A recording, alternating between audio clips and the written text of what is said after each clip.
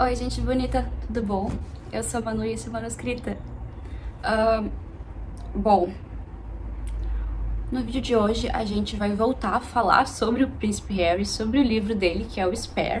Eu troquei um pouco de cenário pra não ficar tão focado nos livros e na estante, porque eu vou deixar vários prints e várias imagens aqui pra ilustrar meus pontos, e então fiquei aqui nesse cenário mais sentada na minha bergère, relaxando aqui. Eu decidi seguir ordenhando a vaca do leite dourado, que é o livro do Príncipe Harry, porque assim, eu postei um vídeo no canal e teve muito engajamento. É o vídeo que até hoje tem mais visualizações, porque eu fiquei bem surpresa, porque foi postado no momento que o canal não tinha ainda nem um mês. Então foi bastante coisa e eu fiquei de fato surpresa, não imaginei que fosse dar tanto assim. E eu pensei, vamos continuar falando sobre ele, né? Porque é interessante a gente falar sobre isso, né? E nesse vídeo eu não vou fazer nenhuma crítica ao livro, nenhuma resenha, nenhum resumo. Eu já fiz isso no outro vídeo, vou deixar o link na descrição pra vocês entrarem lá e verem. E não vou criticar o livro, eu acho que ele foi escrito de uma maneira bem ok. Palmas para o ghostwriter, tá? Porque, gente, por favor, o livro do Príncipe Harry não foi escrito por ele. Ele tem um ghostwriter, que é o J.R. Mooringer, que foi o cara que escreveu o livro. Não acho que o Príncipe Harry seria capaz de ter algumas sacadas que o autor teve, falando analogias a Shakespeare e tudo mais que ele fala no livro, mas eu acho que teve partes do livro que foram bem bonitas, assim, coisas que eu achei legal. E falando sobre livros que foram escritos por pessoas reais, e se eu fizesse um vídeo falando sobre o livro da Meghan Markle? Que ela tem um livro que se chama Seu Banco, é um livro infantil ilustrado, não é muito da minha alçada, eu não costumo ler livro infantil mais, já tenho meus cabelos brancos, então, mas se vocês quiserem, me contem aqui nos comentários, seria uma coisa legal, interessante da gente ler o livro e analisar ele e pensar que será que ele foi escrito pra criança ou será que ele foi escrito pro Harry? Bom, tô divagando aqui, vamos ao que importa. Nesse vídeo a gente vai falar sobre as inconsistências e mentiras que se encontram em O Que Sobra, o livro do Príncipe Harry. Tem algumas que são não diria irrelevantes, mas vão acumulando no novelo de narrativa que vai criando um mundo fantasioso da cabeça do Harry, sabe? É bem assim. Então, o nosso príncipe, ou ele não lembra das coisas direito, ou ele está mentindo. Se você acha que é possível que ele esteja de fato mentindo, ou que ele se lembra de coisas erradas, comentem aqui também, tá, gente? Então, vamos lá. Algumas dessas inconsistências podem se dar justamente porque não foi o Harry que escreveu o livro, como erros de datas ou informações, que podem ser de uma própria confusão mental que ele teve na hora que ele foi narrar os acontecimentos pro ghostwriter dele. Eu imagino que no processo de confecção desse livro, de criação, de escrita, o ghostwriter sentou com ele, eles conversaram, o ghostwriter gravou a conversa e aí ele escreveu o que ele ouviu o Harry dizer. Mas vamos lá, partiu? Começando pelo começo, a gente tem o Natal de 97, que é depois que a princesa Diana morre. Ela morre em agosto de 97. Anotem essa data. O Harry vai passar o Natal com a família em Sandringham, que é onde eles sempre passam o Natal. Inclusive, eles têm uma tradição, um hábito que ficou da perna alemã dos Hanover, que é que eles abrem os presentes na véspera do Natal, não no dia 25, que nem muitos britânicos e americanos fazem. Então tem um presente embrulhado pra ele, ele vai abrir o presente e tá lá um Xbox. Até aí tudo bem. Eu lembro que quando eu li essa parte do livro eu fiquei um pouco confusa, porque eu não me lembrava do Xbox sendo lançado antes dos anos 2000. E de fato eu estava certa, porque o Xbox foi lançado em 2001, chegou na Europa em 2002. Então, como é que o Príncipe Harry ganhou o Xbox em 97? Sei lá, é porque ele era um príncipe real, ele pode ter ganhado antes de todo mundo. É possível que ele tenha ganhado um PlayStation, que foi lançado em 95. Mas ele pode ter só confundido o console. E agora a gente entra, então, no falecimento da rainha mãe, a rainha Elizabeth, a bisavó do Harry, que ele chama de Gangan. O Harry nos conta que ele estava em Eton na primavera quando a bisavó faleceu, e que ligaram pra ele pra avisar. E lembra vividamente que estava um dia bonito e relativamente quente. Só que a rainha mãe faleceu no inverno de 2002. O Harry, o William e o Charles estavam esquiando na Suíça Tem até foto dele saindo do resort e indo pra Inglaterra pra participar do velório da bisavó. Nosso príncipe está se mostrando um narrador não muito confiável, não é mesmo? Bom, seguindo, a gente tem a parte de Eton, quando ele vai estudar em Eton, que é o internato onde ele e o William estudaram dos 13 aos 18 anos, que é onde ele nos conta que o fundador do internato foi o rei Henrique VI. E ele fala que ele é um ancestral, ele poderia ser um tataravô do Harry e do William, que é essa 1420, tem algumas gerações aí. Mas não, porque o Henrique VI teve um filho só, que foi o Eduardo de Westminster, que morreu em batalha com 17 anos, sem deixar nenhum herdeiro. Provavelmente, acho que foi na Guerra das Rosas. O príncipe Eduardo era casado com a Anne Neville, mas como ele morreu jovem e sem deixar herdeiros, ela acabou se casando com o rei Ricardo III. A árvore genealógica da família britânica é um pouco confusa e complexa, tem vários nomes parecidos, e é muita gente que tem, e isso foi uma época pré-Tudor.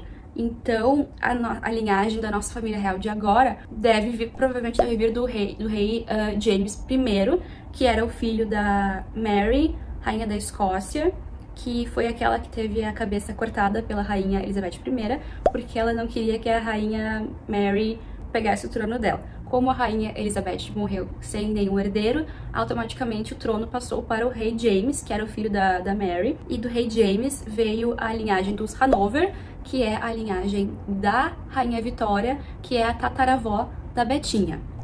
Confuso? Um pouco. O Harry nos conta que ele nunca foi um lado muito bom de história, e eu acho que essa é a prova. Até aí não é coisa nada muito grave, sabe? Vamos seguindo que tem mais algumas coisas aqui. Harry poderia parar de fumar tanta maconha pra ver se ele liga o tico-teco dele. Bom, a gente também tem uma mentira sobre a Camila. Talvez pra pintar a Camila como uma verdadeira madrasta de filme da Disney, ele conta que a Camila vazou pra mídia sobre o primeiro encontro dela com o príncipe William, quando eles se conheceram. Ela conheceu o William, depois ela conheceu o Harry. Porém, parece que não foi bem assim. Ela confidenciou para uma ajudante dela em 98 sobre esse encontro, ou seja, a gente tem aí o Charles apresentando a madrasta para os irmãos um ano depois da morte da mãe deles. E aí, essa senhora, que era ajudante da Camila, contou para o marido dela, que contou para um colega de trabalho, que contou para os tabloides, ou seja, é um grande telefone sem fio. Só que a culpa não foi da Camila. Depois do acontecimento, essa ajudante se demitiu, pediu desculpas, mas igual a Camila ficou bem de cara. Já em 2005, a gente tem o casamento do Charles e da Camila, e é onde o Harry nos conta que ele tá se sentindo muito triste e desolado porque ele acha que vai perder o pai pra essa madrasta de filme da Disney que ele tem. Ele fala no livro que tava bem triste, bem chateado. Porém, o antigo mordomo da família real, o mordomo do Charles e da Camila, participou do casamento, Grant Harold, e ele contou para o Spindini que, na verdade, os irmãos estavam bem felizes. Estavam até prendendo latinha no carro de recém-casados.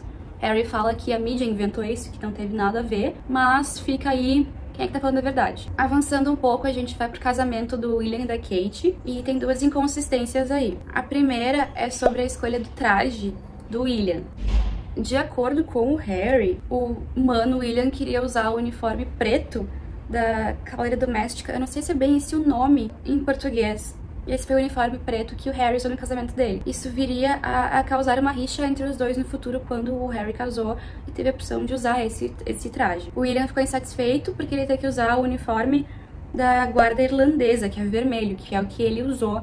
A Betinha insistiu que ele usasse esse, e ele não poderia ir contra a vontade da avó, a sua rainha. E ele confidenciou para o Harry que ele estava triste e insatisfeito com essa decisão da avó. Porém, o biógrafo do Daily Mail, o Robert Hardman, conta que ele entrevistou o William antes do casamento e que o William não estava nem um pouco insatisfeito, estava até fazendo piada sobre a insistência da avó dele na escolha do traje. E aí também estava tendo boas memórias dessa teimosia, digamos assim, da Betinha. Depois a gente tem o episódio do padrinho do William. Harry Zito nos conta que, apesar do que anunciaram, ele não era o padrinho principal do humano. Na Inglaterra eles têm esse negócio de ter o padrinho principal, que é o best man, que é quem faz o discurso na recepção. E para evitar que o Harry falasse bobagem, alguma coisa desnecessária, como ele gosta de falar nesse livro, coisas desnecessárias, o eles vazaram pra mídia que o Harry seria o padrinho. Os padrinhos, na verdade, que fariam o discurso seriam o James Mead e o Thomas Van Straubenzee, que são muito amigos do William. Inclusive, o Thomas é padrinho de um dos filhos do William. Eu não lembro se é do George ou se é da Charlotte. E o Harry seria o padrinho pra tirar um pouco de atenção da mídia dos padrinhos. Porém, se a gente analisar as fotos do casamento, o Harry tá lá junto com o irmão dele no altar. E junto com a Pippa também, né? Que é a dama de honra da Kate. E sobre o discurso, ele nos fala que ele fez um discurso de fato, mas que não foi o discurso principal. E que a mídia vazou que ele pediu ajuda da Chelsea, que é a namorada dele na época. E ela pediu pra ele cortar a parte onde ele fala sobre as pernas lindas da Kate, pra ela ficar com ciúmes. Porém, na internet disse que ele de fato fez o discurso. E no livro ele fala que ele fez um discurso, só que um discurso de 2 minutos. Só que o que ele fala no livro sobre o discurso não parece que dura 2 minutos. Mas enfim, né? Como é que vamos saber a verdade? Não saberemos. Será que não saberemos? Bom, agora a gente tem inconsistências que envolvem a nossa Meguinha, duquesa da polêmica. Duquesa polêmica Meguinha Markle. Bom, o Harry nos conta que eles tinham que tirar o pai dela do México, porque ele tava sendo meio que assediado pela mídia na época que foi anunciado o casamento dos dois. Então, a Meghan foi lá e comprou do próprio cartão de crédito dela. Ele gosta de falar que ela compra as coisas com o dinheiro dela. Uma mulher empoderada com seu próprio dinheiro, trabalhou a vida toda, ganhou dinheiro muito bem, Meguinha. E ela comprou uma passagem de primeira classe do México para o Reino Unido da Air New Zealand, que é a companhia aérea da Nova Zelândia. Porém, um representante da Air New Zealand contou que eles não fazem o trecho México-Inglaterra e México-Reino Unido, e eles não têm primeira classe, só a Business Premier, que deve ser um must de poltrona, com muito champanhe e estrelas Michelin.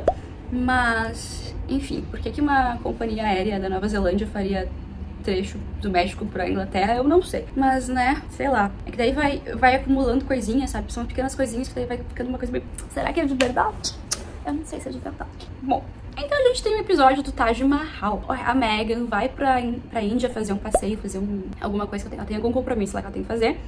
E o Harry pede pra ela não tirar foto na frente do Taj Mahal sozinha, porque ela não quer imitar, ela não quer ser a Diana, né? Ela não quer imitar a Diana, não quer copiar a Diana. E ela tem uma foto lá que é muito icônica, que ela sentada, meio deprimida, assim, meio triste, sentada na frente do Taj Mahal, que meio que na época viralizou analogicamente. E então ele fala pra ela não fazer igual, pra não compararem as duas. A Meghan não quer ser comparada a Diana, né, gente? Não quer. Ok. De boa, tranquilo, não tem problema. A única coisa é que em 2016 o William e a Kate foram para o Taj Mahal e os dois têm uma foto na frente dele. E na época ninguém fez nenhuma comparação com a Diana. Pra que nos conta isso, né? Tipo, esse livro tá cheio de detalhe desnecessário. Ai, então não é de surpreender. A gente tem um episódio do primeiro encontro do nosso casal ex-real. O Harry conta que ele foi encontrar a Meghan pela primeira vez na Soho House, que é tipo um clube exclusivo para pessoas ricas e bonitas de Londres, e ela tava usando um blusão preto, jeans e salto. E ele fala até que ele sente inveja do senso de estilo dela, porque ele é um cara de 30 e tantos anos que faz compras de roupa de 6 em 6 meses na TK Maxx, que seria uma TJ Maxx, que é uma loja mais acessível de produtos de marca. Porém, a Meghan falou numa entrevista que a roupa que ela usou no primeiro encontro com o Harry foi um vestido azul da Givenchy, talvez, eu não me lembro. Inclusive, ela pegou um pedaço do vestido e costurou no véu dela no casamento, porque eles têm uma tradição, esses casamentos anglo-saxônicos, de terem algo azul, tipo something borrowed, something blue, something old, something new, alguma coisa assim. Então tem pequenas coisinhas, tipo de emprestado, de azul, de velho, de novo. E a forma que ela usou o azul foi costurando no véu um pedaço do vestido. É possível que o Harry tenha confundido, porque ele conta no livro que no segundo encontro deles ela estava usando um vestido azul. Isso não é muito grave, né? Mas pra mim a pior parte vem agora. Então a gente chega no nascimento dos filhos do casal. As coisas começam a ficar um pouquinho escabrosas aí. No parto do Art, a Meghan tá com muita dor, então ela precisa tomar uma peridural, que é uma anestesia que vai anestesiar tuas pernas pra tu não sentir tanta dor e aumentar as contrações. E aí ela começa a empurrar, e o Harry vê que o cordão do bebê tá enrolado. E ele não avisa ela que o cordão tá enrolado. E daí ele pede pra ela empurrar. E a médica também pede pra ela empurrar. Só que assim, eu não tenho filho que não seja felino. Não sou mãe, nunca vi partos que não sejam no Grey's Anatomy. Mas, até onde eu sei, quando o cordão umbilical de um bebê tá enrolado, não é pra tu empurrar, não é pra tu fazer a criança nascer, porque ela vai voltar ou ela vai se esgoelar, né? Então fiquei um pouco... Ok, o Art nasceu, lindo, maravilhoso, tá? Saudável, bonitinho, coisa querida. E depois de 2 horas, eles saíram do hospital. Tipo, a Megan na época tinha 37 anos. Já é um pouquinho considerado de risco pela idade avançada dela ter uma criança nessa idade, parindo uma criança com cordão umbilical enrolado, e daí ela sai feliz e saudável, maravilhosa do hospital 2 horas depois disso. Tipo, não tem que deixar a menina em observação um tempinho assim, e saiu andando ainda, bom, não, né, não sei. Então a gente tem um acontecimento um pouco triste na vida do casal, que é porque a Megan tá lá morando nos Estados Unidos, eles já estão na Califórnia nessa época, e aí ela tá grávida e ela sofre um aborto espontâneo. E por causa da mídia, né? Porque a mídia atacou tanto ela que ela ficou estressada e teve aborto espontâneo. É muito triste ter um aborto espontâneo, gente. Daí eles vão para o hospital, fazem o procedimento, imagino que seja uma curetagem, e vão embora, vão pra casa. E aí o Harry, ele tem uma caixa que seria o bebê natimorto deles. Daí ele cava uma cova com as próprias mãos embaixo de uma árvore, e aí ele enterra o bebê natimorto dentro da caixa. Só que aí o nosso príncipe virou bandido, né?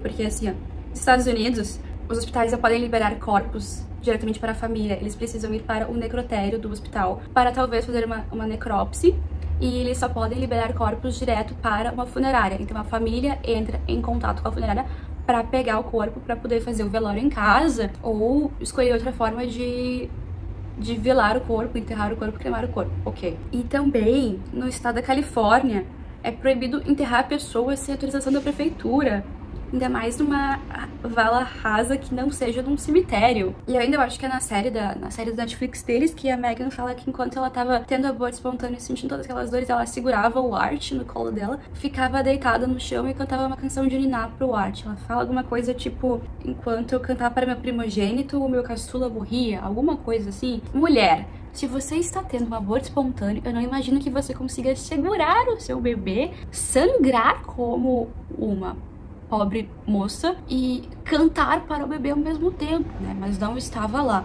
E aí, depois, logo em seguida, um pouco tempo depois do aborto espontâneo, ela engravida da Lilibet, que é a caçula dos dois, e eles vão pro hospital de carro, de boa, assim, tá? A gravidez dessa vez tá mais tranquila. E ela já tem 39 anos, tá? Apesar de ser tranquila, a gravidez ela já tem 39 anos. Ou seja, já é um pouco mais de idade para ter filho, sem julgar, tá? Sem julgar, não estou julgando a idade, estou dizendo que é um pouco perigoso uma mulher ficar grávida aos 39 anos. E eles vão de carro bem felizes pro hospital. O que eles fazem no meio do caminho pro hospital?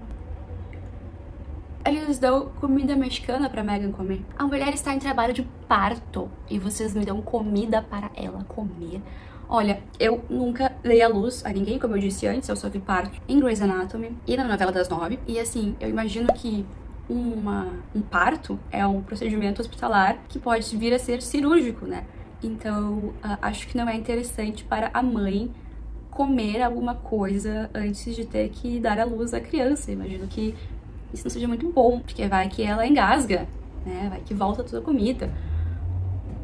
Mas existe uma teoria da conspiração que fala que a Megan não deu à luz a nenhum dos seus filhos, que ela teve barriga de aluguel, nada contra, nenhum problema, e também que o pai dela conta que ela fez uma esterectomia aos 25 anos, depois de ter uma filha, e essa filha pode ser a sobrinha que ela convidou pro casamento dela, que foi a única familiar que ela convidou além da mãe, não sabemos. O Thomas Markle pode ter confundido a esterectomia com a laqueadura, ela pode ter feito laqueadura, que em certos casos é reversível, então tranquilo, ela poderia engravidar aí. Só que, pelas coisas que o Harry conta desses partos, é algo muito fantasioso. Parece que ele inventou e que ele de fato não viu o que estava acontecendo. Deve ter imaginado, como seria um parto no hospital. A minha mulher tá lá tendo contração e ela trouxe pra botar na mesa de cabeceira uma foto da minha mãe. Então ela vai olhar pra minha mãe e ficar, empurra. É suspeito. Me contem se você acha que é suspeito isso. Agora, a gente tem um episódio sobre quando o príncipe William atira o pobre Harry em cima dos potes de comida dos cachorros em Nottingham Cottage, que é onde o Harry e a Meghan estavam morando. Ele conta que esse episódio aconteceu em 2019, porém, em 2019, o Harry e a Meghan já estavam morando em Frogmore Cottage. Ele pode ter confundido as datas, eu confundo datas direto. Eu esqueci a primeira vez que eu fui pra Nova York, mas tudo bem, não tem problema. Eu achava que era 2015, mas aparentemente é 2016. Acontece, recollections may vary, como diria a Betinha. E sobre os potes terem quebrado, a gente tem uma foto que foi tirada antes deles se mudarem pra Frogmore Cottage, que mostra que os comedouros dos cachorros são feitos de metal.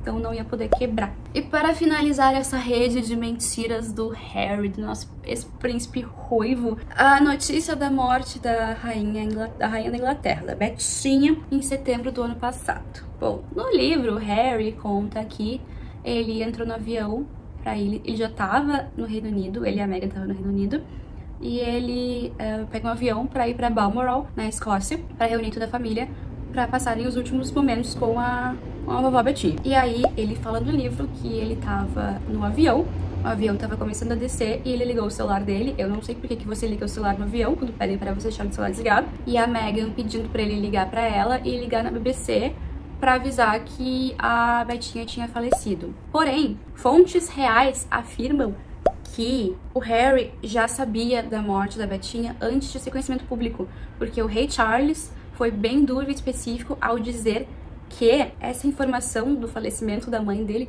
só poderia ser transmitido ao grande público depois que toda a família real soubesse que ela tinha falecido. Oh, céus, quanta coisa, né? Deve ter mais coisa que eu não peguei, mas eu fico, na verdade, impressionada e um pouco chocada que o ghostwriter não fez uma checagem de fatos pra saber se as coisas aconteceram de verdade. Se vocês acham que eu esqueci de alguma coisa, me contem aqui nos comentários. Acho que isso só piora um pouco a imagem do Harry. Ele é chamado de príncipe safado. Eu não achei que ele fosse ser o príncipe que vai contra a lei e enterra bebês no seu quintal. Mas, enfim, assim... Bom, essas foram algumas das inconsistências e mentiras do livro do Príncipe Harry, O que Sobra. Um livro polêmico de um príncipe polêmico casado com uma mulher polêmica, que caiu em polêmica, muita polêmica. Obrigada por terem assistido ao final. Não esqueçam de compartilhar esse vídeo com quem você conhece que gosta de uma realeza britânica, uma Meghan Markle, um príncipe Harry, British people. E é isso. A gente se vê no próximo vídeo.